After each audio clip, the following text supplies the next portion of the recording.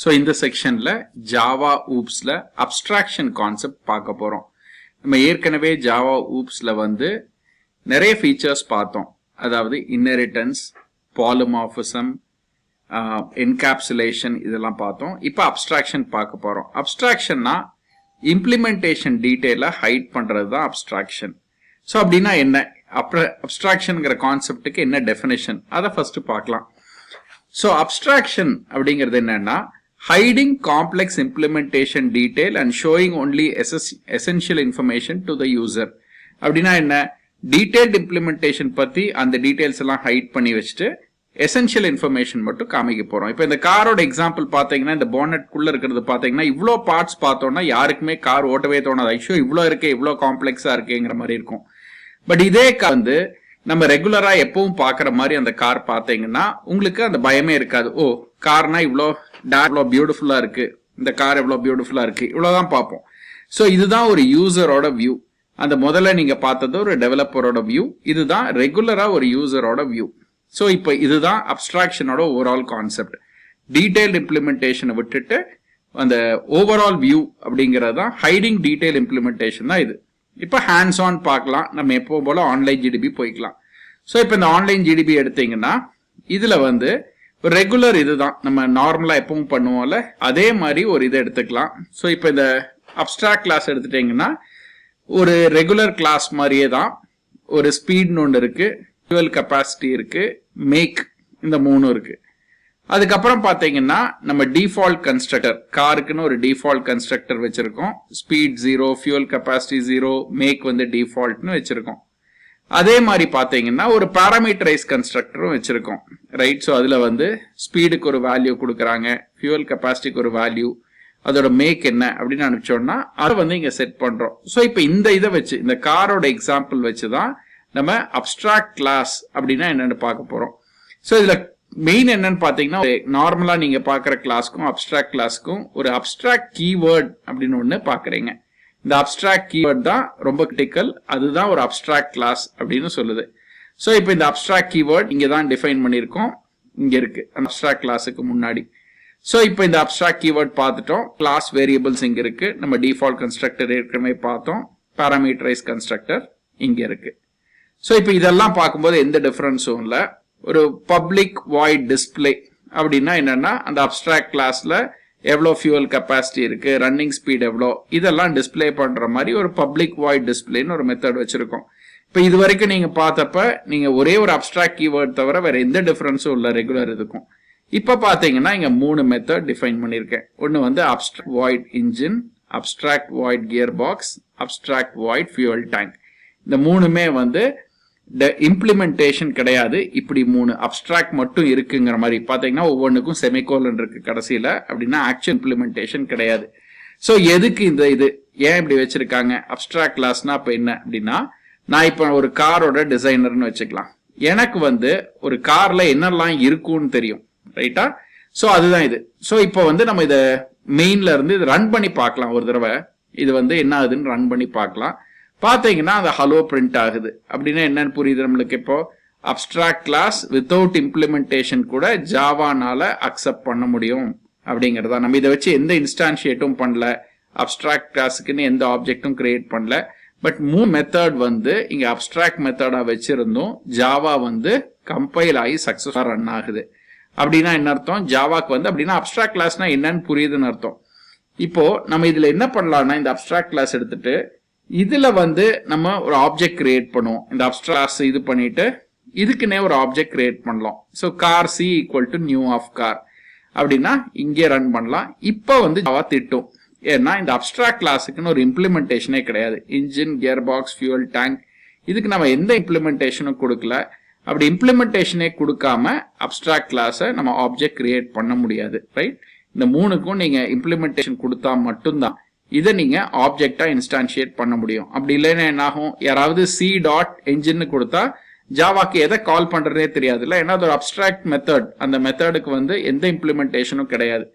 So எதுக்காக abstract class ஓவராலா வச்சிருக்காங்கன்னு புரிஞ்சிருக்கும்னு நினைக்கிறேன். யாரோ ஒருத்தர் கார்னா எப்படி இருக்கணும்னு சொல்றாங்கன்னா அதுல இன்ஜின் இருக்கணும், கியர் பாக்ஸ் இருக்கணும், ஃபியூவல் டேங்க் இருக்கு, இதெல்லாம் இருந்தாதான் அது ஒரு கார்னு ஒருத்தர் சொல்லுவாங்க. ஸோ அப்போ கார்னு என்ன அப்படின்னு சொல்றதுக்கு ஒருத்தர் இருக்காருன்னா அவர் எல்லாத்தையும் இந்த அப்டிராக்டா போட்டு வச்சிருவாரு. இப்போ ரியலாவே நீங்க கார் இம்ப்ளிமெண்ட் பண்ணணும்னா இப்படிதான் பண்ணணும். ஸோ இப்போ ஒரு ஃபோர்ட் கார் இம்ப்ளிமெண்ட் பண்றேன். இது வந்து extends car, class Ford extends car, right? Ford வந்து ஒரு சைல்ட் கிளாஸ். இப்போ இந்த ஃபோர்ட் கிளாஸ்லேயே ஒரு டிஃபால்ட் கன்ஸ்ட்ரக்டர் வச்சிருக்கேன். இந்த டிஃபால்ட் கன்ஸ்ட்ரக்டர்ல சூப்பர் கன்ஸ்ட்ரக்டர் யூஸ் பண்ணி பேரண்டோட கன்ஸ்ட்ரக்டர் காரோட வச்சு எல்லாம் இனிஷியலைஸ் பண்ணிக்கிறேன். மேக்க மட்டும் ஃபோர்ட் கார்னு ஓவர் ரைட் பண்ணிடுறேன். இப்போ என்ன பண்றேன்னா பப்ளிக் வாய்ட் இன்ஜின் இதுலயும் பார்த்தாலும் பாக்குறதுக்கு ஒண்ணுமே இல்லை. பட் டீடைல்டு இம்ப்ளிமெண்டேஷன் இங்கே தான் பண்றோம்னு வச்சுக்கலாம். சும்மா கமெண்ட் மட்டும் போட்டிருக்கேன், இன்ஜின் கியர் பாக்ஸுக்கு கமெண்ட் மட்டும் போட்டிருக்கேன். பட் இது பாத்தீங்கன்னா இது ஒரு ஆக்சுவல் டெஃபினிஷன். இங்க செமிகோலன்லாம் எதுவும் இல்லைல்ல, இது ஒரு ஆக்சுவல் ஃபங்க்ஷன், ஒரு டூ நத்திங் ஃபங்க்ஷன் சொல்லுவாங்க. பட் நீங்க இங்க இப்படி இருக்காது. நார்மலா எப்படி இருக்கும்னா இங்க டீடைல்டா அது என்ன பண்ணணுமோ அது ஃபுல்லா லைன் நம்பர் 43 ஆகட்டும், லைன் நம்பர் 48 ஆகட்டும், இங்கெல்லாம் detailed implementation of the method பண்ணியிருப்பீங்க. அப்படிதான் அப்டிராக்டோட இம்ப்ளிமெண்டேஷன் நடக்கும். இப்போ நீங்க வந்து அப்ப கார் வந்து திரும்பி ரன் பண்ணா இப்பவும் எரர் தான் கொடுக்கும். ஏன்னா நீங்க ஆப்ஜெக்ட் கிரியேட் பண்ணிருக்கிறது காருக்கு, ஃபோர்டுக்கு பண்ணல, காருங்கிற பேஸ் கிளாஸ்க்கு பண்ணிருக்கீங்க. அது இப்பவுமே அப்டிராக்ட் தான், அதனாலதான் ஒர்க் ஆகாது. இப்போ நான் ஃபோர்டுக்குன்னு அதை மாத்துறேன். ஃபோர்டுக்குன்னு மாத்திட்டு இப்ப ரன் பண்ணேன்னா இது ஒர்க் ஆகும். ஏன்னா ஆக்சுவல் இம்ப்ளிமெண்டேஷன் இருக்கு. அப்படின்னு பாத்தீங்கன்னா நீங்க ஒரு ஆப்ஜெக்ட் கிரியேட் பண்ண முடியுது. இப்போ நீங்க c.display அப்படிங்கிறது இதை நம்ம கால் பண்ணுவோம். பண்ணீங்கன்னா இந்த டிஸ்பிளே ஒர்க் ஆகும். ஃபோர்டோட டீடைல்ஸ் ஃபுல்லா, ஃபோர்ட் காரோட டீடைல்ஸ் ஃபுல்லா இங்க பிரிண்ட் ஆகுது. ஸோ எந்த ப்ராப்ளமும் இல்லை. எல்லா வேல்யூவும் ஜீரோவா இருக்கு. அதனால நம்ம என்ன பண்ணலாம்னா அந்த பேராமீட்டரைஸ் கன்ஸ்ட்ரக்டரை யூஸ் பண்ணி இது பண்ணுவோம். அந்த 10, 100, ஃபோர்ட் இந்த 3 டைப் பண்ணியிருக்கேன். ஒரு பேராமீட்டரைஸ் கன்ஸ்ட்ரக்டரை சும்மா கால் பண்ணியிருக்கேன். சூப்பர்ல இருக்க அதே பேராமீட்டரைஸ் கன்ஸ்ட்ரக்டரை இங்கிருந்து கால் பண்ணிக்கலாம். 35, 36, 37 லைன்ல. இப்போ ரன் பண்ணீங்கன்னா டிஃபால்ட் வேல்யூஸோட கரெக்டா இனிஷியலைஸ் ஆகி அந்த பேராமீட்டரைஸ் கன்ஸ்ட்ரக்டர் வச்சு ஒர்க் ஆகும். ஸோ இப்போ என்ன நீங்க பாத்தீங்க, ஆக்சுவலா ஒரு பேஸ் கிளாஸ் இருந்துச்சு, அதுல இருந்து ஒரு ஃபோர்ட் எக்ஸ்டெண்ட் பண்ணி நம்ம இங்க கிரியேட் பண்ணி ஒரு ஆப்ஜெக்ட் கிரியேட் பண்ணி ரன் பண்ணியிருக்கோம். அந்த என்டையர் இது ஒர்க் ஆகுது. இதுதான் ரியல் யூஸ் ஆஃப் அப்டிராக்ஷன். இப்போ நம்ம என்ன பண்ணலாம்னா நான் அந்த டிஸ்பிளே ஃபங்க்ஷன் பேரண்ட்ல வச்சிருந்தேன், அதை இங்க நான் ஓவர் ரைட் பண்ண போறேன். இந்த ஆக்ட் ஓவர் ரைட்னு சொல்றது அனடேஷன்ஸ் என்னன்னு அப்புறம் பார்க்கலாம். பட் எப்போ ஓவர் ரைட் பண்ணாலும் இனிமேல் ஞாபகம் வச்சுக்கோங்க, இந்த ஆக்ட் ஓவர் ரைட் மட்டும் ஒன்று போட்டுக்கோங்க. இப்போ அந்த டிஸ்பிளே ஃபங்க்ஷனை நான் ஓவர் ரைட் பண்றேன். நான் என்ன பண்றேன்னா சும்மா திஸ் இஸ் த ஃபோர்ட் கார்னு ஓவர் ரைட் பண்றேன். இப்போ நான் டிஸ்பிளே கால் பண்ணேன்னா திஸ் இஸ் த ஃபோர்ட் காருங்கிறது தான் வரும். ஏன்னா பேரண்டோட டிஸ்பிளே ஃபங்க்ஷனை நம்ம மெத்தட் ஓவர் ரைடிங் பண்ணிட்டோம், பண்ணி ஓவர் ரைட் பண்ணிட்டோம். ஸோ இப்போ ஓவராலா எடுத்து பார்த்தோம்னா எதுக்காக இந்த அப்டிராக்ட் கிளாஸ்னு திரும்பி ஒரு தடவை கிளியரா பார்க்கலாம்.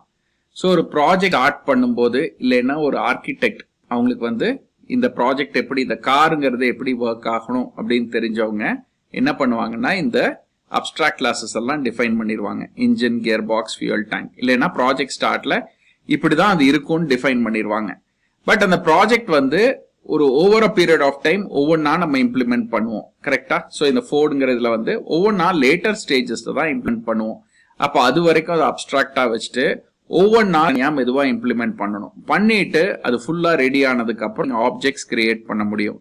அப்போ இதுக்கு தான் அப்ஸ்ட்ராக்ஷன். நீங்க ஃபர்ஸ்ட் ஓவராலா என்ன டெவலப் பண்ண போறோங்கிறது ஒரு கிளாரிட்டி வச்சு எல்லாத்தையும் ரெடி பண்ணி வச்சிருவோம். அதுக்கப்புறம் ஒவ்வொன்றா இம்ப்ளிமெண்ட் பண்ணுவோம். அது வரைக்கும் அதை அப்டிராக்டா வச்சுக்கிட்டே ஒர்க் பண்ணுவோம். ஸோ இதுதான் நம்ம அப்ஸ்ட்ராக்ஷனோட கான்செப்ட். இப்போ நம்ம அந்த அப்ஸ்ட்ராக்ஷன்ல ஓவர் ரைட் பார்த்தோம், அந்த டிஸ்பிளே ஃபங்க்ஷனுக்கு ஒரு ஓவர் ரைட் பார்த்தோம்ல. இப்போ நான் வந்து அப்டிராக்ட் கிளாஸ் நான் தான் கார் டிஃபைன் பண்றேன். இப்போ எனக்கு என்ன வேணும்னா இந்த அப்டிராக்ட் கிளாஸ்ல இந்த டிஸ்பிளே ஃபங்க்ஷனுக்கு நான் போட்டிருக்கிறது இதுதான் கடைசி இம்ப்ளிமெண்டேஷன். இதை யாரும் ஓவர் ரைட் பண்ணக்கூடாதுன்னு ஃபைனல்னு கொடுத்துடலாம். இப்போ ஃபைனல்னு கொடுத்ததுக்கு அப்புறம் நீங்க அதை ஓவர் ரைட் பண்ணிருக்கோம், ரைட்? ஃபோர்ட்ல வந்து அதை ஓவர் ரைட் பண்ணிருக்கோம். அப்போ பண்ணோம்னா அலோவ் பண்ணாது. ஜாவா கம்பைலர் என்ன சொல்லணும்னா அது வந்து டிஸ்பிளே ஃபங்க்ஷன் வந்து ஃபைனல்னு சொல்லியிருக்காங்க, அதனால நீங்க ஓவர் ரைட் பண்ணக்கூடாது அப்படின்னு சொல்லிடும். அப்படின்னா இது இப்போ இந்த ப்ராப்ளம் சால்வ் பண்ணணும்னா நம்ம அந்த ஃபோர்ட் ஃபங்க்ஷனுக்கு போய் கீழே போய் இந்த இடத்துல அந்த ஓவர் ரைட் இது பண்ணா அந்த ரீட் பண்ணும். அப்படின்னா என்ன அர்த்தம்? ஏதாவது ஒரு மெத்தட் இதுதான் ஃபைனல், டிஸ்பிளே மேல் இப்படிதான் இருக்குன்னு நீங்க டிசைட் பண்ணீங்கன்னா அதை பேஸ் கிளாஸ்ல ஃபைனல்னு கொடுத்துக்கலாம். அப்ப வேற யாருமே அது கீழே அதை எக்ஸ்டெண்ட் பண்ணும்போது மாற்ற முடியாது. ஸோ இதுதான் நம்ம ஹேண்ட்ஸ் ஆன் பார்த்துருக்கோம். இப்ப சம்மரி பார்க்கலாம். அப்ஸ்ட்ராக்ட் கீவேர்ட் ரொம்ப கிரிட்டிக்கல். அந்த கிளாஸுக்கு முன்னாடி அப்ஸ்ட்ராக்ட் கீவேர்ட் கொடுக்கணும். கேபிட்டல் ஏ கிடையாது, small A. Abstract methods define பண்ணுவோம், அதுவும் கேபிட்டல் ஏ. அப்ஸ்ட்ராக்ட் மெத்தட்னா இம்ப்ளிமெண்டேஷன் கிடையாது அப்படின்னு அர்த்தம். ஜஸ்ட் அந்த புரோட்டோடைப் மட்டும் தான் கொடுப்போம். ஒரு சில மெத்தட் நீங்க இம்ப்ளிமெண்ட் பண்ணிக்கலாம். நம்ம டிஸ்ப்ளே ஃபங்க்ஷன் பண்ண மாதிரி கன்ஸ்ட்ரக்டர்ஸ் வச்சுக்கலாம். ஆப்ஜெக்ட்ஸ் அப்ஸ்ட்ராக்ட் கிளாஸ் கிரியேட் பண்ண முடியாது. ஃபுல் இம்ப்ளிமெண்டேஷன் கிடையாது. ஸோ இதுதான் அப்ஸ்ட்ராக்ட் ஓட ஓவரால் கான்செப்ட். தேங்க்யூ.